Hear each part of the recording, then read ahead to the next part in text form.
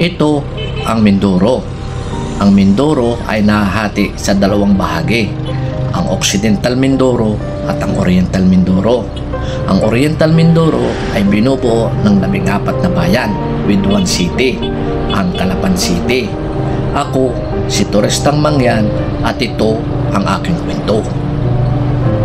Sa bidyong ito ay samahan niyo akong muli at ating lakbayin ang isang pinakamagandang spot dito sa Oriental Mindoro, ang Paitan River. Paitan River near Amangyan Village in Nauhan is a wide and deep river with minor rapid. It faces Mount Halcon and used to be a site for a hydroelectric power plant. Kaya tara, puntahan natin. Samahan niyo ako sa aking pagmumotor.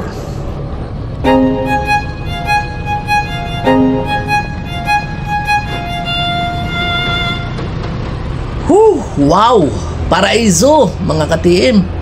Dito pa lang, tanaw na natin ang kagandahan ng kapaligiran, ang kaliwat kanan, at tanaw natin ang mga ulap. Alam nyo mga ka-TM, kaninang umaga, umulan. Akala ko hindi na matutuloy ang ating pagmumotor kasi nga umulan. Buti na lang at tumila.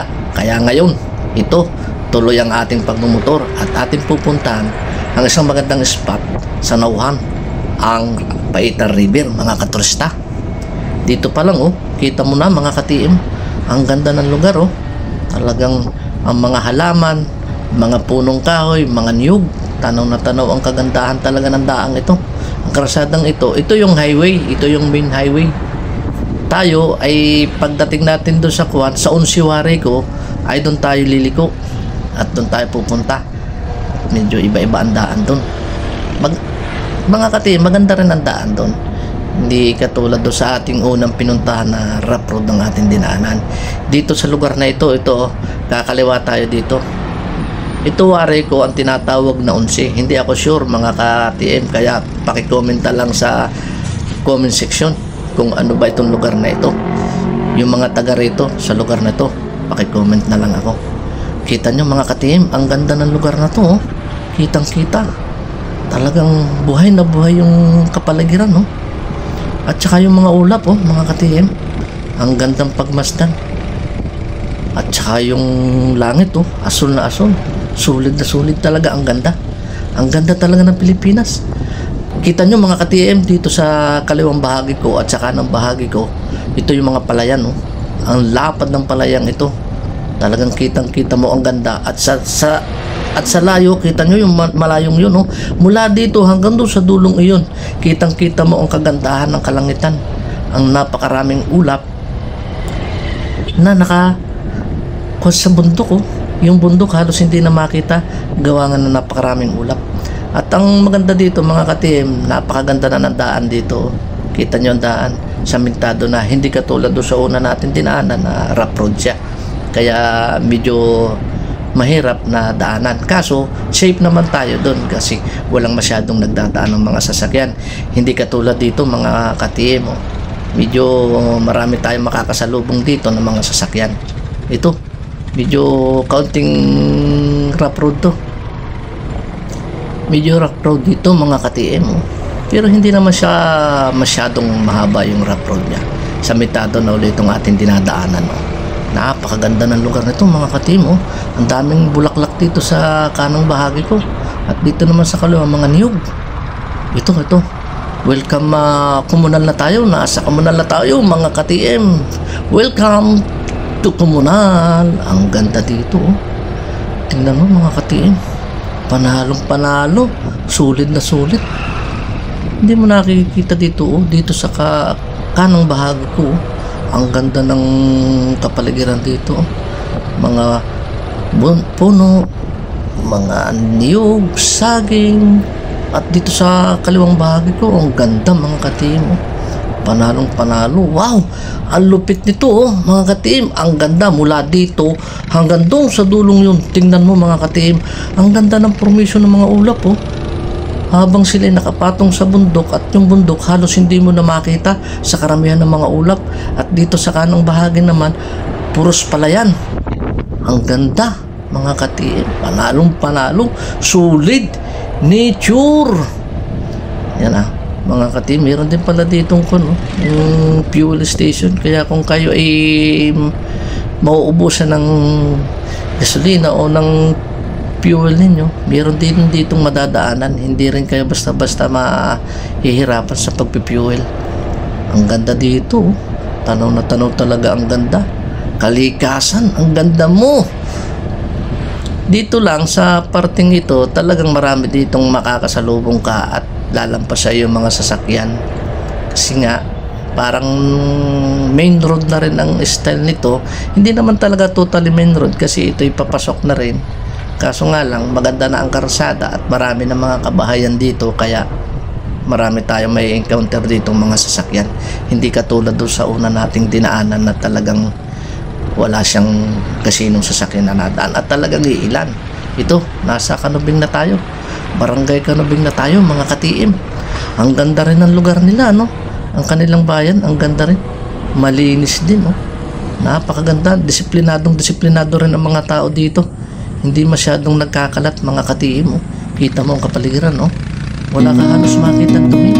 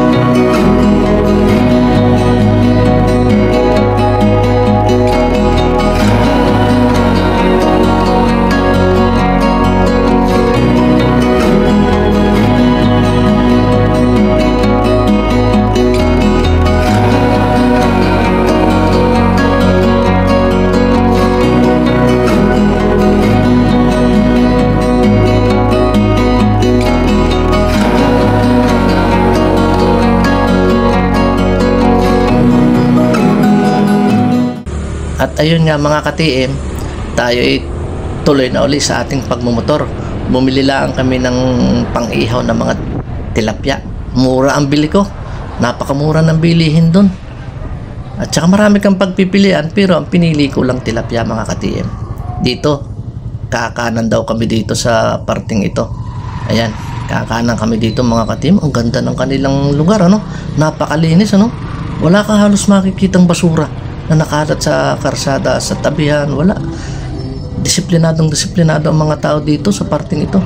Sa komunal, napakadisiplinado ng mga tao dito. Kita mo, wala ka halos makitang nakakalat na basura. Hindi katulad sa ibang lugar na akala mo walang kadisiplina, pero dito ang ganda, ang linis. At kita nyo mga ka-TM, mula dito hanggang doon, tanawin ninyo yung ibabaw ng mga bahay, oh. Ang ganda ng pagkakapormation ng mga ulap, ano? Talagang sulit na sulit yung mga ulap. Na may maitim-itim sa ibaba, tapos sa medyo pataas, kulay puti. Sana huwag umulan uli mga ka-TM, para tuloy-tuloy ang ating pagmumotor. Dito medyo may kakuanan yung karsada, hindi masyadong kuan. Pero okay lang, hindi naman lahat. Ang ganda dito mga ka-TM, oh. Grabe, malaparaiso itong dinadaanan mga katiim. Tumingin ka sa kanan mo, sa kaliwa mo, hindi ka talaga maiinip sa iyong pagmumotor. Kasi ang ganda ng dinadaanan, parang dumadaan ka sa paraiso papunta sa palasyo ng mga Encantadia. Kita mo, dito sa kanang bahagi matatanaw mo may mga puno ng niyog, mga puno ng saging, mga puno ng mangga, may saging, sari-sari. Ang ganda ng lugar na to mga katiim. Alam nyo, talagang ito yung pinakagusto kong daanan, yung mga ganitong daanan na magandang tanawin. Malilibang ka talaga at saka ramdam na ramdam mo yung napakagaan sa iyong mga mata pag pinaagmasdan mo ang mga kapaligirang ito, na ang tuwid ng karsadang to mga katimo, dire-diretsong karsada na napakagandang tanawin mga katim, solid, nature na nature talaga. Wow, ang ganda ng lugar na to mga katim, tingnan nyo, nakaka-amaze talaga yung lugar. Ang ganda mo, Pilipinas, grabe. Ang ganda ng karsadang ito, dire-diretso. Ayan may pagliko din. Anong lugar ito? Parang nasa Panikian na tayo. Welcome Panikian mga katiim. Panikian na yun. Ito yung lugar na ito, Panikian na daw mga katiim. Ang ganda din ng lugar ng Panikian. Ang lapad din ng mga palayan, mga nyugan. Talagang malilibang ka mga katiim kung dito ka magmumotor sa lugar na to. Hindi ka maiinip, lalo't kung first time ka makakarating dito. Malilibang ka talaga sa magagandang tanawin na iyong dadaanan. Kita mo to, ito hindi pa natatamnan, nabungkal pa lang. Ito, itong lugar na to, ang ganda. Parang napasok ka sa papuntang palasyo doon sa paraiso, sa Encantadia. At saka dito, ang mga bahay, hindi na halos mga pawid, puros parang mga, tingin ko lang, puros mga bungalow na dito at mga yero na ang bubong. Talagang kitang-kita na yung pag-asensyo ng lugar na to. Yung palisdaan, siguro maraming isda dun. Baka yung binili kong isdang tilapia ay dun galing, mga katiim. Ang ganda ng lugar, tanaw na tanaw mo ang kagandahan ng kalangitan. Nakakamangha yung ganda. Hindi mo akalain na dito sa Mindoro may maganda palang lugar. Alam niyo mga katiim, sa totoong buhay lang, ngayon lang ako nakapunta sa lugar na ito. Halos hindi ko pa nga tanda yung mga lugar dito kasi nga 2 times pa lang akong nakakadaan dito sa lugar na to, kaya hindi ko pa masyadong kabisado. Buti na lang at may internet tayo, may Google Map, pwede nating tingnan. Nasa Panikian pa rin tayo. Itong lugar na ito, Panikian pa rin. Ito yata ang bayan ng Panikian, mga katiim. Ang ganda rin ng bayan ng Panikian, napakalinis din ang daanan nila. Talagang disiplinado ang lahat ng tao dito.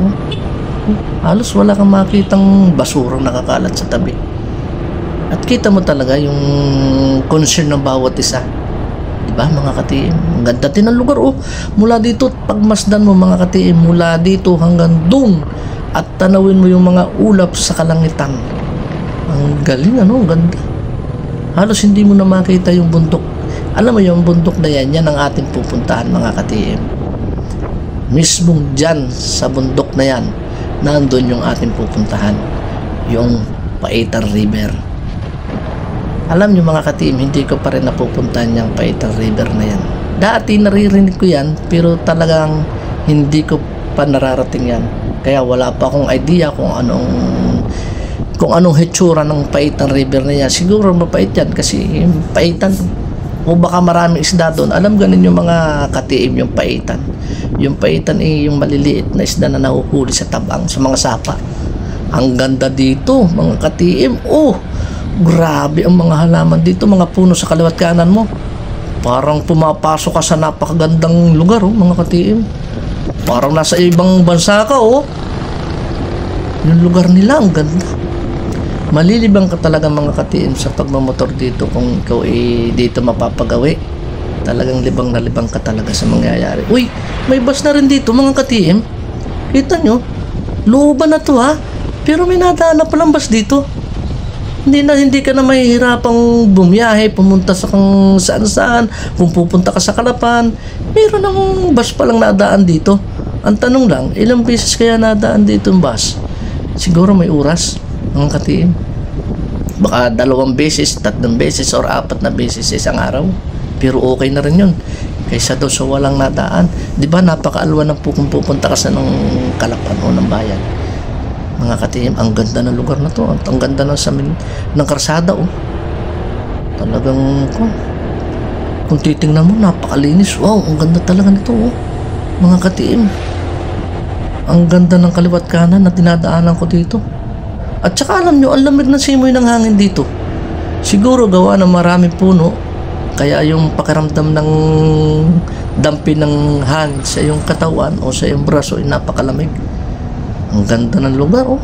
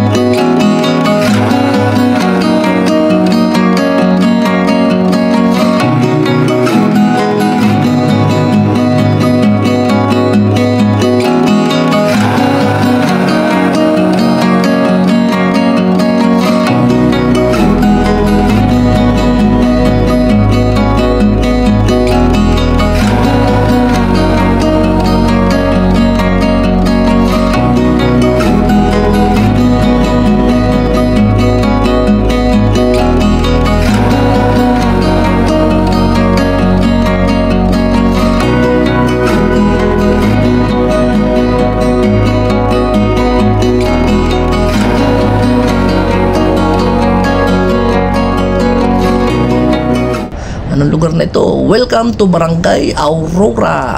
Nasa Aurora na tayo mga ka-TM. Siguro mga 20 o 15 minutes na ando na tayo sa pupuntahan natin.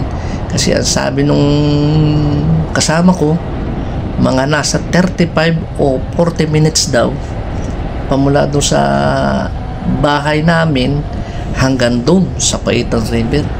Medyo malayo-layo din pala itong ating babiyahing pagmamotor na to. Pero hindi ka mainip mga ka-TM. Dahil sa ganda ng iyong dinadaanan sa kaliwat kanan mo, hindi ka mainip. Maniwala ka sa akin, promise. Hindi ka mainip, malilibang ka sa ginagawa mong pagmamotor. Ano kayang lugar ito mga ka-TM? Siguro, Aurora pa rin to mga ka-TM. Aurora pa rin ito. Ito siguro ang bayan ng Aurora mga ka-TM. Ang ganda rin ng bayan ng Aurora, no? Ang linis din ng lugar nila. Wala ka rin halos makikitang basura. Napakadisiplinado ng tao talaga dito sa lugar na ito. Hindi katulad talaga sa ibang lugar na talagang makikita mo yung parang walang kadisiplina sa sarili. Alam mo, ikalilinis din naman ng isang bayan o isang lugar mo o kalugar mo, nasa sa iyo din. Kailangan disiplinahin mo ang sarili mo mga ka-TM. Kung may hawak kang basura, huwag mo itapon sa karsada o huwag mo itapon kung saan-saan. Itapon mo sa tamang lagayan. Kakanan tayo dito mga ka-TM. Dito sa lugar na ito, medyo mahirap-hirap yung paglikong iyot, mabato kasi, kaya pag kayo ay dadaan dito medyo ingat-ingat din mga ka-TM. Ang ganda na naman ang lugar na to, oh. Panalong panalo. Sa kaliwa at kanan mo, pag makikita mo, ang ganda. Maraming mga puno, mga halaman. Talagang ma-amaze ka talaga mga ka-TM. At ang nagpaganda pa dito sa kaliwa at kanan mo, kitang-kita mo na yung kalangitan. Kakaunti na yung halos ulap. Yung kanina, kung ang ulap ay napakarami, ngayon nabawasan na. Lalong gumanda ngayon tingnan. Dito sa kaliwa ko, nakikita na natin yung bundok, medyo lumaki-laki ng tingnan. At dito naman sa kaliwa, may mga puno. Dito sa kanan ko, ganun din. Wala ka halos makikita sa dinaanan natin na walang mga puno. Halos ang dinaanan natin puros may mga punong kahoy, may mga saging. Ang ganda dito, oh. Tingnan mo mga ka-TM. Ganda ng lugar na to, oh. Panalong panalo, oh. Wow. Nature na nature talaga. Amazed talaga ako pag nagmumotor ako at ang nadadaanan ko talaga ganito. Oh, kita nyo mga ka-TM, dito sa kanang bahagi ko, oh. Yan daw mga ka-TM, yan mga bahay-bahay na maliliit yan daw ay sementeryo dito. Yan, oh. Dito, oh, tingnan mo mga ka-TM, oh. Tumingin ka dito, mula dito sa aking kinatatayuan, tumingin ko ng diretso doon sa pinakadulo ng karsadang iyon at titigan mo ang pinakamataas, ang kalangitan. Ang gandang pagmasdan mga ka-TM. Panalong panalo ang lugar na to. Ay, grabe, ganda. Ma-amaze ka talaga, oh. Talagang ito yung aking babalik-balikan lalo na't pag ikay nagmumotor. Ibang hilista na yata to mga ka-TM, oh. Oo nga, ibang hilista na to. Ito ang barangay Ibanghilista. Oh, ayan, oh. May pangalan, oh. Ayan, oh. Ibanghilista. Ang ganda rin ng lugar nila, no? Linis din, oh. Talagang ang ikalilinis ng isang bayan o isang barangay ay nasa tao din. Wala sa namumuno, wala sa mismong nasa tao din. Kung gaang namumuno natin ay talagang gusto nila. Ang ganda ng lugar nito mga ka-TM. Tanaw na tanaw mo ang ganda ng bundok.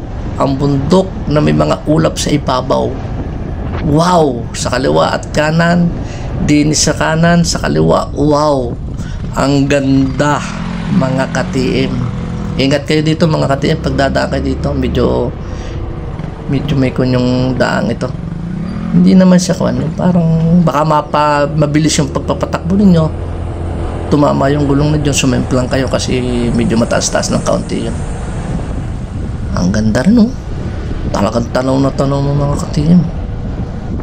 Talagang hindi ko makakalimutan itong mga part ng pagmumotor kong ito kasi talagang nalilibang ako sa bawat dinadaanan ko. Ako'y libang na libang. Ang ganda dito, oh.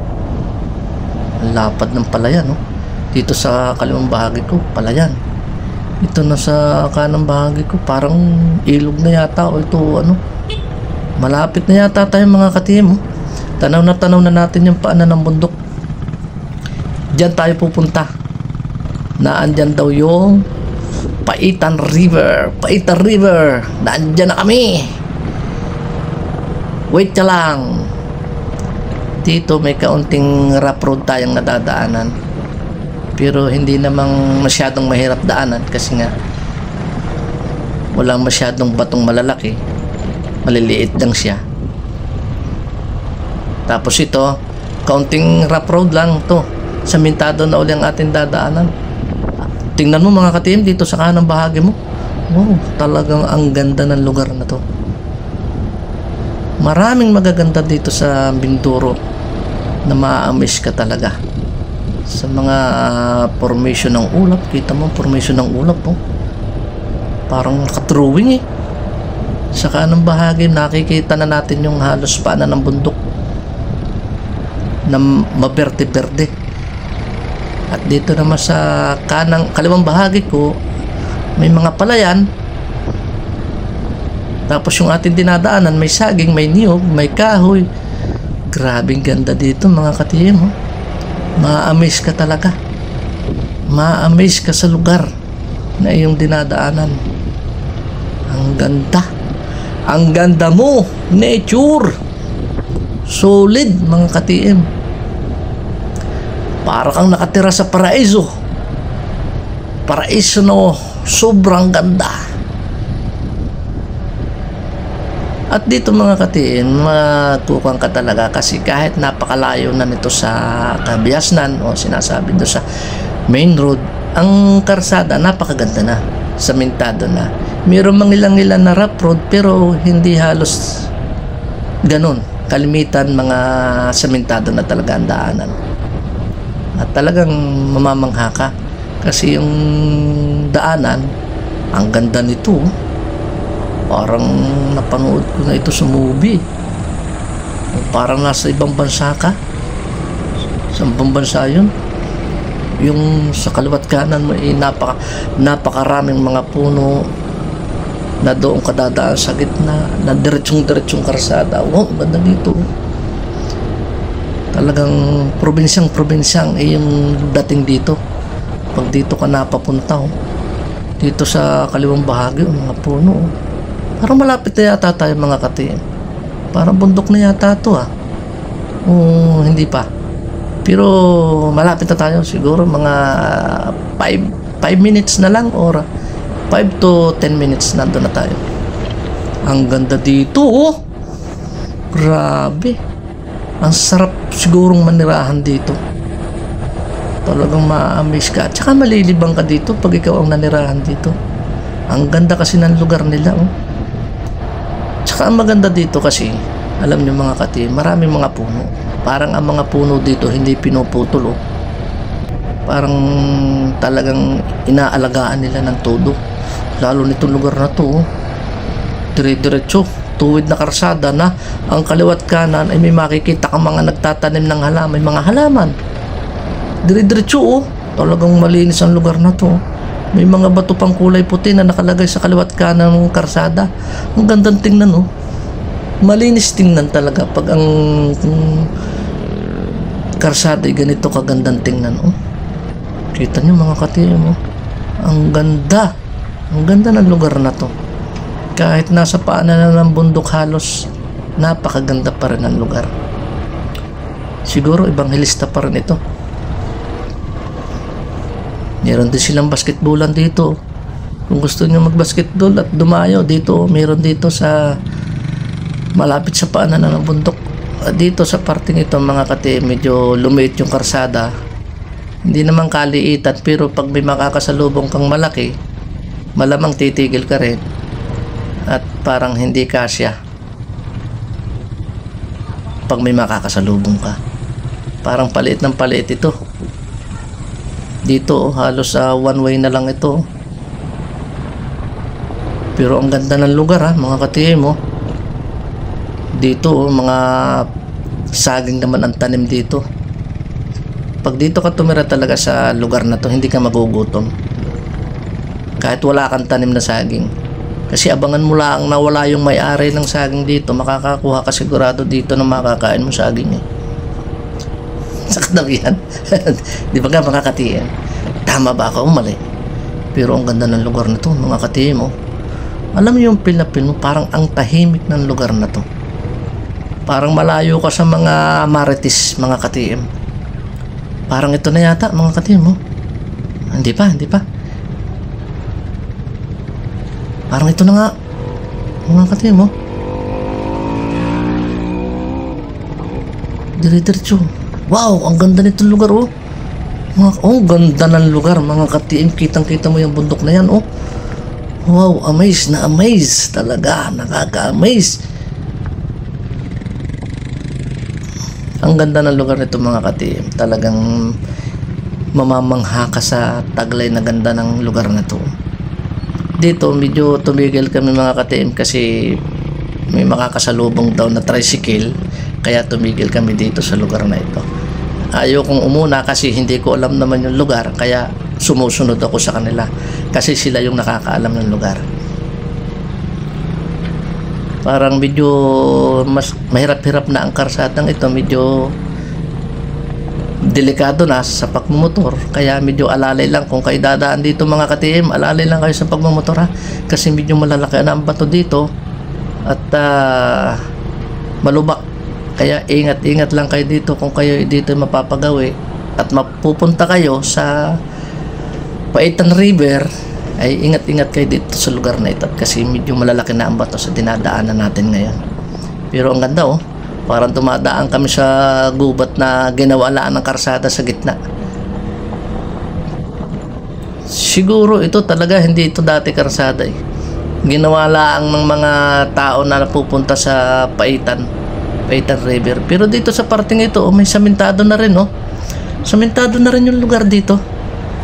Kaunti lang pala yung rough road na medyo masama-sama yung daan, pero dito sa paloob Samentado na uli. Hindi rin pala mahirap ang pumunta dito. May parte la ang mga KTM na rough road, pero pagdating mo dito sa paloob, samentado na rin talaga. Ang ganda dito, oh. Ang lupit. Ang lupit ng lugar na to. Nakaka-amaze mga KTM. Ang ganda mo. Nature. Dito, oh, parang pumapasok ka sa Encantadia, oh. Yung lugar na to, oh. Parang ito yung gate ng Encantadia, papasok ka pa loob. Doon sa kaduluduluhan, naandun yung palasyo, naandun yung mga Encantada, mga prinsipe, prinsesa, ang hari, at inaantay ang iyong pagdating. At nakahanda ang maraming pagkain, ang masasarap na pagkain, dahil ikaw ay iniintay nila na itinuturing ka nilang bisita. Dito naman sa parting ito, ayan, dito. Tapos kakanan pala tayo dito. Pero hindi naman masama ang daan. Samentado pa rin ang dadaanan natin dito mga KTM. Parang dito na yata tayo mga KTM. Ito na, oh. Meron ding gate dito, kaso yung gate kawayan lang. Ibig sabihin, no entry. Hindi ka makakadaan. Ayun, pinagbuksan na tayo mga KTM. Meron din palang tagapagbantay dito. Minumusta kung saan tayo magpaparking. Yan, dito daw tayo magpaparking mga KTM. Ito, oh. Dito na nga tayo mga KTM. Wow, ang ganda. Ang ganda ng lugar na to mga KTM. Panalong panalo. Kita mo yung bundok na yan ay tinuturo ko sa inyo kanina. Ayan na. Andito na talaga tayo mga KTM. May bayad pala mga KTM, pero kayang-kaya. Wow! Ang ganda mo, Paitan River.